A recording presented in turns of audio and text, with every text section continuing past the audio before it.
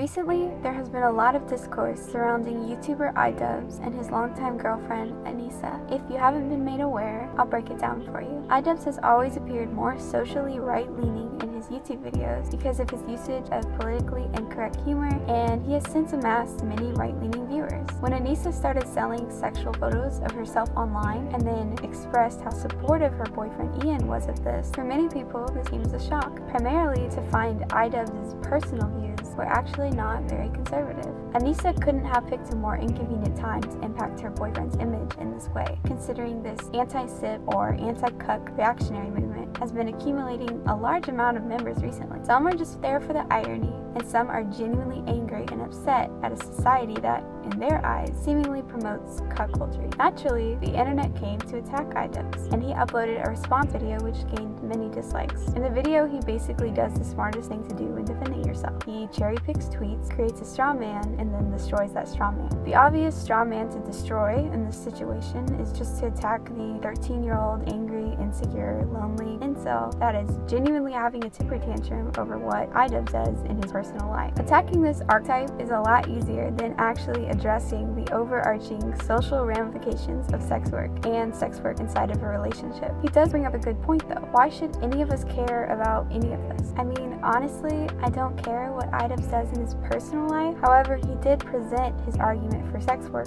publicly on YouTube, spreading what I believe to be misdirected information. So I'd like to provide a counter argument while avoiding just yelling the terms cuck or simp. To break this down, I'm going to divide Ian's arguments into 4 parts. The first one being that, the money that Anissa makes could make her feel more fulfilled or like she's contributing enough. The second one being that guys are going to jack off to your girlfriend no matter what she posts online. The third is that sex work has no bearing on his life one way or the other. And the fourth is that there is nothing special about female genitalia.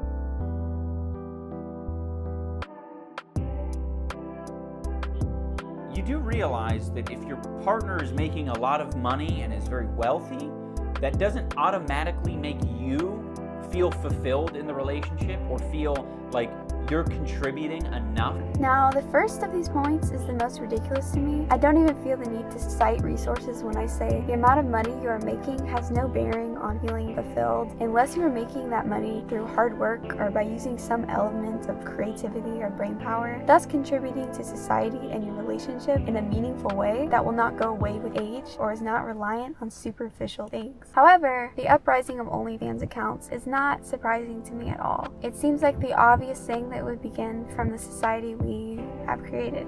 And this sort of cycle has been happening for centuries. Prostitution is said to be the oldest profession. There's nothing about it that is that progressive, honestly. Women would generally get married and rely on their husband's paycheck. But when that wasn't an option, they would have to resort, to selling their body. Marriage is not very popular anymore, and money to support a family is hard to come by for both women and men. Women are forced and encouraged to provide for themselves. They are going to college and accumulating debt without a way to pay it off. And then they realize men will actually pay a lot of money for something very effortless and something you already own. In fact, you were born with, your body. Naturally, this is very tempting to do. So quickly we saw the influx of new OnlyFans accounts, Patreons, and amateur porn stars. But with all things that are easy, effortless, and based on greed or lust, the positives this brings is very temporary and it's more like putting a band-aid on a massive hole in her system. And for the women that do it for attention, it's like trying to fill a glass with what you think is an unlimited amount of water, only to realize that the water level never goes up. It's like trying to fill a healthy desire with an unhealthy solution or a shortcut. Your career is a part of who you are. You associate it with your self-worth, and when you base your value in your career and let your income rely on how many men think your external body is attractive, it can be a really incredibly self-destructive career choice. How you view your importance in our community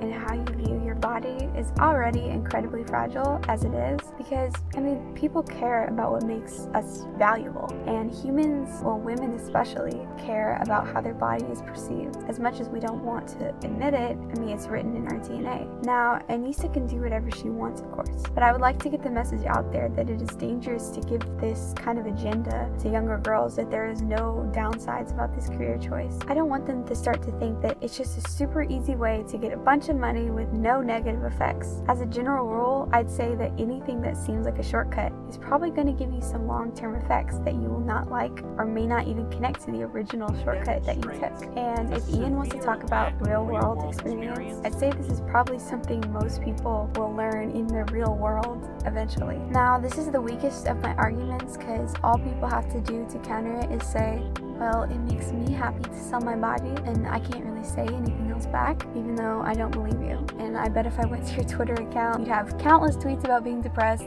without connecting the two, but whatever.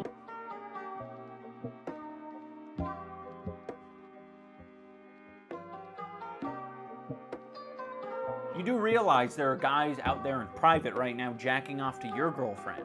But I guess it's out of sight, out of mind, it's not a problem. The next argument he makes is boys will jack off to your girl anyways. I mean, this one could be true, but I will say it is much easier when the girl purposely does something with sexual overtones. I think there's a big difference between a guy jacking off to a girl knowing she doesn't welcome it, than a guy feeling as though he has a way to see something only some guys see. And sure, iDubbbz could say he doesn't care about this, and maybe he doesn't, but there is a reason many people do. And I would argue it's not just a social construct, but an underlying emotion that comes from the way we value sex, although some people cannot properly articulate it. I'm okay with sex workers and girls being slutty. It has no bearing on my life whatsoever. And the sooner you realize that for yourself, the better. His next argument is that the existence of sex workers has no bearing on his life one way or the other. Now, I know this is blatantly false. I'm willing to bet iDubbbz does rely on sex work probably multiple times throughout the week, if you know what I mean. And if sex work disappeared, he may even go a little bit mad from the lack of pornography or sexual content online. Of course, this isn't exclusive to iDubbbz, but probably to 98% of men in this generation. I will give Ian props where it is due. If he were to disavow sex work completely, it would most likely be a hypocritical line to draw for this reason alone. I mean, one of his most famous lines is, either all of them are okay or none of them are okay. And clearly, in this case, he's chosen all of it. Everything from OnlyFans to pornography to prostitution. Now, I would not only argue that sex work is infiltrated into his life and does actually have a bearing on it, but that it also has negative effects on it as well. The societal implications of a pornography-ridden marketplace are prominent and will continue to show its side effects as it progresses even more. One of the primary reasons prostitution was outlawed is because many believed it was immoral to sell sex or make it a product in a capitalistic economy, virtually making sex a commodity that is purchased by those with enough money, and the more money you have, the more sex and sexual attention you may purchase. Basically being able to copulate with a girl who wouldn't normally want to have sex with you by just waving your money around like, tonight I'll let you feed your kids and put food on your table again. It's a small band-aid to a much larger problem, and it causes sexual interaction to be tradable when that obviously isn't the purpose of sex. I think we will see that this view of sex will slowly destroy the structure of things if it hasn't already. Men no longer have to become likable to women in order to receive sexual attention. They just have to have money. And sexual interaction no longer needs both people's enthusiastic consent and mutual love to occur.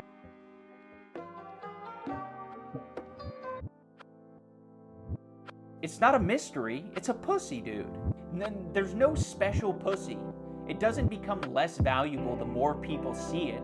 His final argument was the value of a woman's genitalia, that there's nothing special about it. It doesn't decrease or increase in value. You can make this argument like he did, and many others will, but if you do, you will have a lot of men and women violently disagree with you, because there is an obvious underlying value that we give to sex, whether we like to or not. You could say that this is just a randomly generated traditional fallacy we somehow came up with, or you could look at what sex truly is. Whether it is logical or not, our brains do inherently value sex the same way we value love, friendship, monogamy, and the desire to have children. Though these things may not be logical and are certainly not emotionally removed, we still seem to desire them, and they are entirely correlated with our happiness. If I had to theorize why sex is important to us, I'd say this is probably because sex has always evolutionarily meant children and babies for the majority of human existence, and throughout all animals in our world. And this doesn't fade away from our cognitive chemistry within just a couple of decades. And I don't think Ian and his girlfriend's brains have a magical exception to his rule, even if they are in a constant state of cope, greed, or lust.